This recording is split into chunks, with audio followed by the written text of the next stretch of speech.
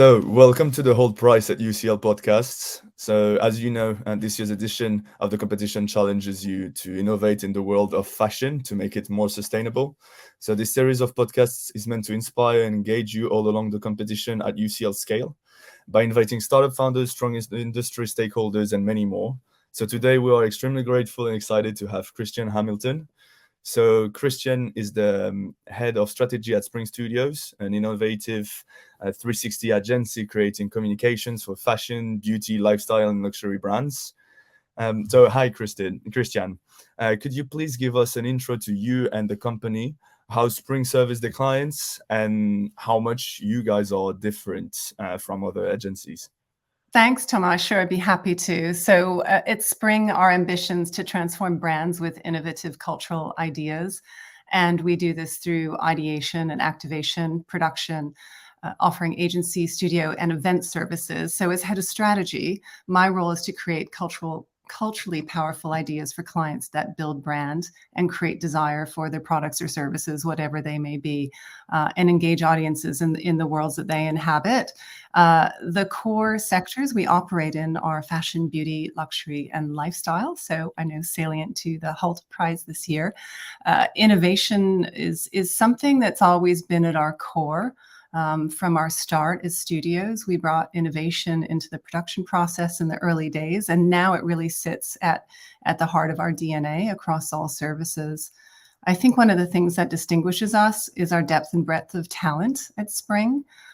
Fashion, editorial, directorial talent. We have leading edge cultural insight and creative technology expertise, post-production as well. So in this sense, we're very much a hub of creativity and cross-pollination. It's a hub that has partnered with the British Fashion Awards and hosted New York Fashion Week at our studios in New York for a number of years. So connecting brands, talent creators to unique cultural moments. We have a range of cultural partners too, which is really interesting. We work with Tribeca Film Festival, with Native, a Nigerian culture magazine, Independent Art Fair. These are just examples. And we work with them to create events and activations or collaborations with clients. But altogether, I'd say this just makes us incredibly agile with this ideation and production activation under one Spring roof. Metaphorically, of course, we have 3 locations globally.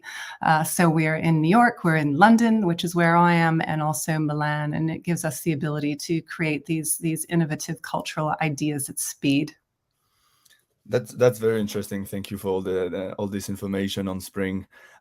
So I was actually about to ask you, so how do you support your clients? Is it like, through one-off campaigns and long-term brand building? But so it feels like really you're taking care, like you said, of the whole journey. But so that would be maybe interesting to understand what you mean by cultural ideas. So how is that? What does that mean exactly?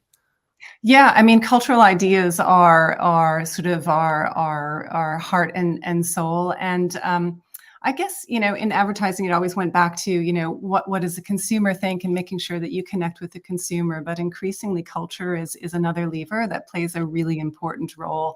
And it's connecting to culture and what's going on and identifying opportunities in emerging culture. If you think of your interests or anyone's interests, they have passion and passion-based groups that connect them to communities. And it could be fashion, it could be gaming, it could be really niche interests that are popping up now, thanks to, I think, the fragmentation of social media. And so it's really getting under the skin of those and looking at those to find ideas that have cultural resonance, that really connect with people, that feel like this makes sense in the context of my life. So that's what we mean by culture, and it can manifest in so many different ways. I'm sure some of the examples I talk about will bring it to life too as we go through the conversation. But in terms of how we support our clients, our clients' needs are really diverse, and they spread across all the different services that we have that I've talked about. And so a client can come in and they may need maybe 2 or 3 of the services, or maybe they just want one. So, everything is custom in terms of what we do. From a strategy perspective, which is what I do, someone might come to us, like a startup might come to us needing expertise to launch their brand. Maybe they need a digital strategy or a social or communication strategy. These are the sort of things that we help them with. And sometimes they come with sort of bigger challenges. And over the pandemic, I think is a really good example. Clients sort of didn't really know necessarily how to navigate something so unusual. And what to do and how to stay in touch with audiences and how important that was and what the tonality should be and the rest of it. You can imagine we were all part of this. So, these are some of the challenges that we tackle creatively, of course. Sorry. No, I was just about to say, yeah, it's all about, like you said, customizability and customization and being agile. So really, even you within like everything that happened for COVID. So whether it is with your services, so the ones that they can take a whole suite of services, or they can just pick a couple of them. But also you and the ways I'm sure that you how you worked during COVID and how you had to adapt all your campaigns, etc. Yeah, it's really interesting, especially when retail brands had to close. It was a very difficult time for certain segments of brands, and for others, the handful sort of thrived. But at the end of the day, I think creatively brands want ideas that put their brands in the heart of culture, which is what we were just talking about, that put them in that conversation and create desire. So it's just a natural engagement that they get from audiences, and it can come in many forms. And, in terms of the stuff that we do, whether it's collaboration activations or immersive experiences, or even best-in-class fashion e-commerce, all this stuff has to sort of reflect, needs some cultural resonance, and it needs to really connect with people. For sure, for people to really personify and feel like they are part of that community and part of that brand in a way. And so, because you mentioned social media or immersive technologies as well as creative technologies, and you also said that innovation is really at the center of what Spring Studios do. Would you have really like a concrete example that you would like to touch upon right now? Yeah. I'd start by saying, we have an innovation unit at Spring called Spring Labs, and it's just the heart of what we do. It's a hybrid agency production model, and it really specializes in bringing sort of actionable, creative, and technology innovation to the fore. And it's something that existed for a long time, even 10 years ago, and then it sort of went dormant. But gosh, you think about Web3 capabilities and the metaverse, which is still in a nascent state, really. But there's a lot of experimentation going along, and there's a lot of interest from brands. And even right now, the economic environment is quite difficult, and marketing spend and stuff like that.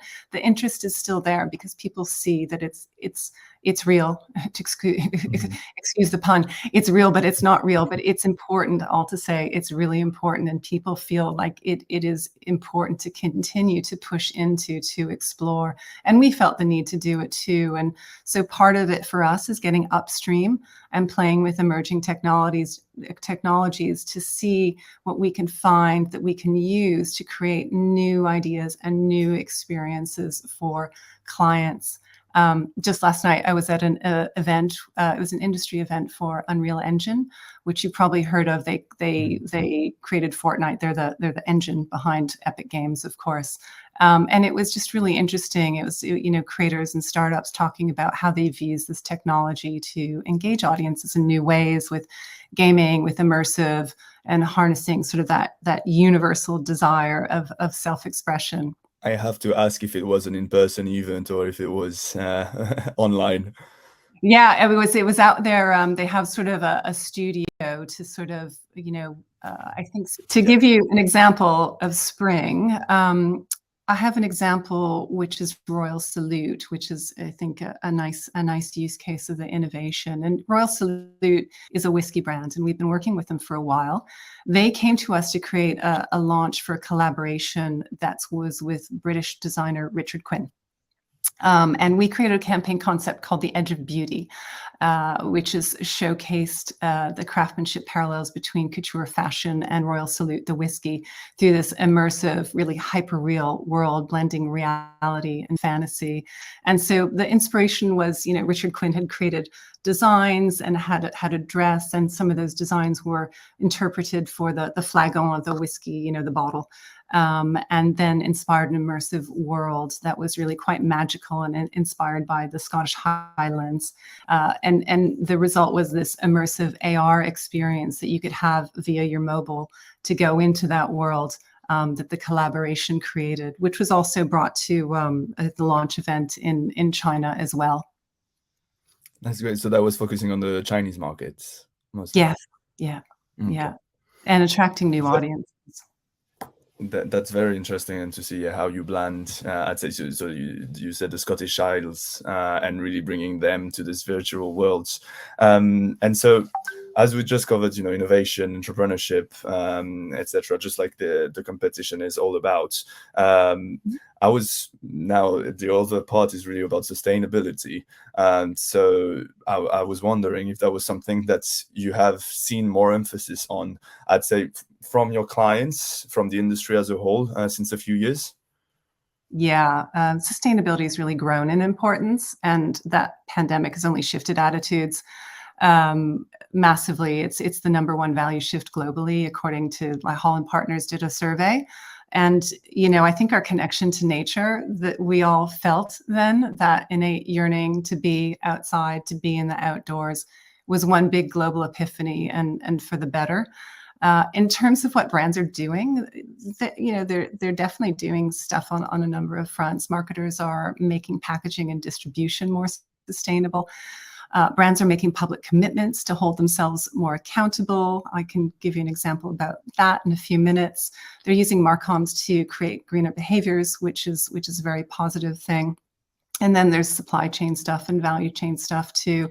I think one of the big things that we really see is the adoption of resale, reuse, recycle, and dead stock programs is really pretty huge. You see it with some of the big pre-loved luxury brands like Vestiaire and Real Real, and then there's Depop and Vinted.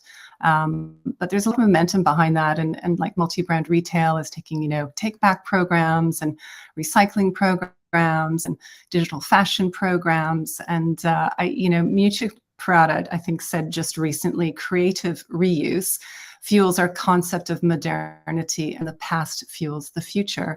And I think that's right. I think the cultural passion of vintage and adding to a brand's story suggests the value of a brand isn't just the here and now and our moment in time that we want to experience it, but it's the past, present, and future. And when you look at the behaviors on TikTok, it certainly endorses that, creators sort of extolling the virtues of a Gucci vintage Jackie bag. There's a lot of passion for it, and it's great to see. That's great. I mean, yeah, that would be super interesting to hear exactly one of the examples you just maybe mentioned, and how Spring helped going to that kind of greener way, or capitalizing on the past of a particular brand maybe you have worked with, that you don't have to mention the name if you don't want to, but and seeing how kind of using that past value and past image of the company and to make it move forward. Sure. I mean, I've got a couple examples that are quite different, but I mean, in terms of the way brands can implement sustainable branding, one is to infuse it into the DNA of the brand, if they're so lucky, if they're just launching and it's part of their proposition as a business. But also, we worked on the refresh of a brand, which was really wonderful to do. It was an opportunity to refresh. It was a British heritage brand designed and worn and photographed by British icons, and had such a rich history. It's called Jaeger, and it had a long-standing reputation for quality and style. And when we had this project, we did a brand archaeology. So that's about going to the past and looking at the history of the brand to find these amazing truths, uncover these truths, why it came to be, what was it about, what did people talk about, what did they like about it, and the rest. And we found that Jaeger we found that Jaeger was inspired by a Dr. Jaeger who was German, interestingly, and he'd written a book on how this sounds way out there, that how natural fibers were better and healthier to wear. And this was in the late 1800s when this was written, and they bought the rights to it and launched this brand called Jaeger that was about all natural fibers, bringing it to apparel and sportswear, starting in the early 1900s, really, like wool and cashmere, and putting beautiful and like amazing fabrics and style at the fore of the brand. And so we knew there was a cultural imperative around the value of higher quality forever pieces over disposable fast fashion. The conversation on fast fashion has been very pointed. It's got a huge sustainability issue. Some brands are trying to address it, but even though people have a hard time curbing their habits still, but there's a consciousness of it and a desire for an alternative. And we really wanted to put the brand back on the map in this way. And so we really drew on the natural fibers and pulled it through the brand DNA and carried it forward. And as the brand started, activating, and it sort of pulled it through its sourcing strategy, focusing on natural fibers and incorporating local sourcing to bolster its modern sort of British heritage credentials. And so that's a super interesting example, especially that I would say in a way Jaeger was kind of lucky to have really this DNA from day one, and this like natural fabric being like an emphasis from their ignition. But yeah, I'd say so the younger companies would be super lucky in a way, because now that there's so much focus on sustainability, they can create it from day one. And but then there's all these other older companies would have more either issues on developing this kind of DNA, if that was the exact opposite, or they could have just a kind of this great story to tell about the creation. Yeah, I mean, actually, to build on that, the second way we see brands putting sustainability into their brand is through an opportunity for innovation and differentiation to connect with new audiences. And this brand and this sector is not a likely one, you would think, in terms of sustainability, and it's automotive that I'm going to talk about. So we had a project with Hyundai Automotive. And they came to us with their sustainability commitments and a desire to do something with them. They were pretty impressive. They had in their sustainability plan achieved a recycling rate of 90% of their car scrap, which is pretty significant. But they said, they still had 10% that ended up in landfill. And so their challenge to us was to find creative uses for that 10% to bolster their sustainability credentials. So they could be more relevant to new generations. So we created this program called Project Restyle with them, and we identified 6 fashion designers, and they're ones you would know, like Alligari and ELV Denim. Richard Quinn was one of them, Rosie Asseline. So designers you would know, with the idea of having them remake their coveted designs using this automotive scrap. And the idea was presenting sort of upcycled fashion from unlikely materials, not just as a conceptual experiment, but also as a commercially viable endeavor. And we partnered with Selfridges, which was great because, they're very sort of active on the sustainability front, and increasingly so. And we launched it with a pop-up that was part of their Project Earth campaign. So that sort of visibility had extended reach through this partnership, which was really helpful, with all proceeds going to the British Fashion Council's Institute of Positive Fashion. So it really drove a global conversation around the collection and the unique origins, I guess you'd say. Definitely, and especially that you wouldn't see, you wouldn't expect Selfridges to partner with Hyundai, for example. So that's, that's very exciting. But so I see how obviously even within, and that's how Also, marketing can definitely help going into the right direction for loads of companies. But is that also something within Spring Studios, in some ways of doing business, that you have evolved in a way, in terms of, sustainability, carbon footprint reduction and stuff? Has there been, kind of company-wide initiatives that are, so you're doing that by helping your clients also to be more sustainable sometimes, but is there also, like, within Spring Studios, some initiatives that are owned to you?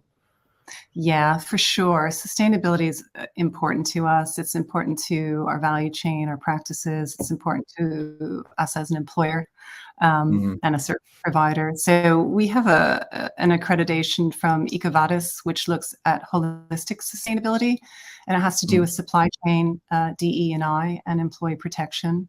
And it evaluates sort of internal policies and strategies as an organization and a provider of services. So we have an accreditation of sort of meeting a degree of standards with them. We've also internally developed and integrated a supply code of conduct for suppliers that includes environmental impact and working practices, really just trying to align our values, which is one of the real forces that brands have. And production's obviously a key area where sustainable practices can be implemented. And in this space, we've partnered with a sustainability team that specializes in assessing sustainable practices and improvements on shoots, because that's a key area where there's a footprint. So those are some of the things we're doing. And of course, DE&I, which is a key pillar of sustainability in a business as well, knowing that sort of structural and operational changes can benefit people, the planet, and the business, which is the idea. And we genuinely believe that.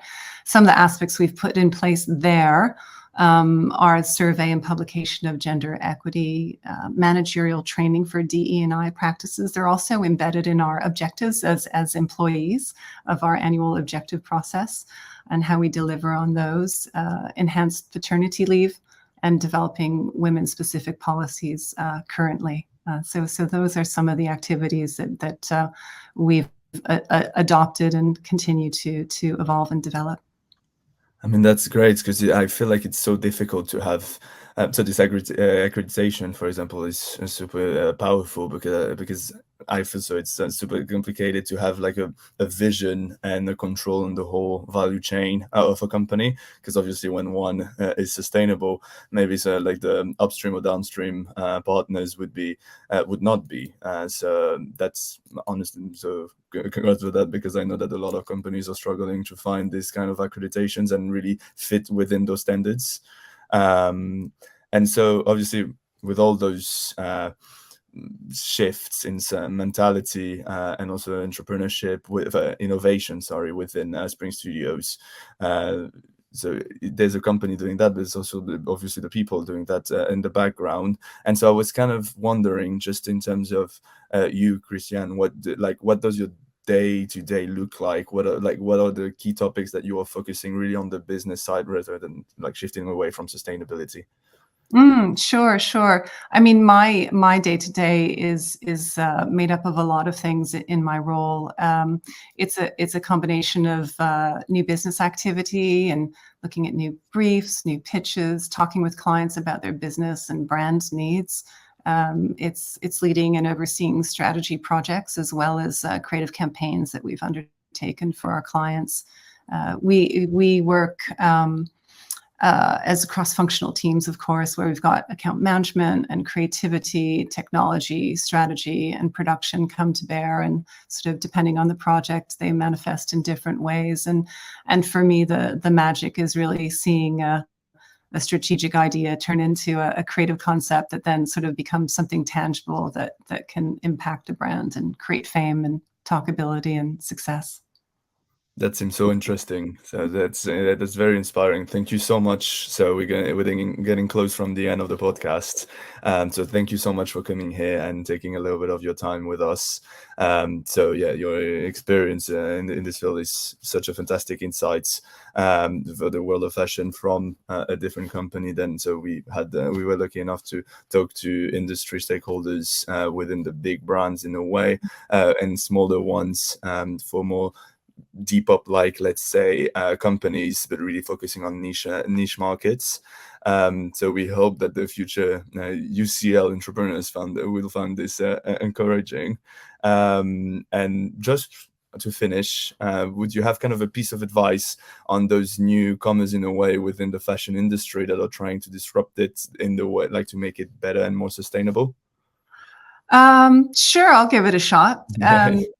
I guess looking at the Hult Prize and understanding a bit more about it, if you're trying to solve the planet's most pressing issues, you're probably coming up with ideas that people haven't seen before. And that might feel too difficult or too unproven or too out there. And it's important, I think, as a starting place to understand your audience needs and behaviors. But remember, don't be a slave to research, because research reflects the past and you're creating something for the future, something really important and something game-changing, because the planet needs it. And so then the advice is, look further afield, look at emerging cultural indicators, back to our sort of conversation on culture, to harness sort of the power that's possible. Talk to thought leaders in relevant disciplines. Look at adjacent industries that might be front runners, even though they may be completely and stratospherically different industries.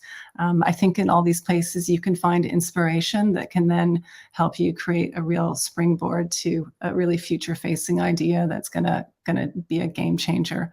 Yeah. Thank you so much. And that's definitely such a good piece of advice, and yeah, so inspiring for them, and really looking forward in the future. So, and also leveraging marketing to really change mentalities and change mindsets, I'd say.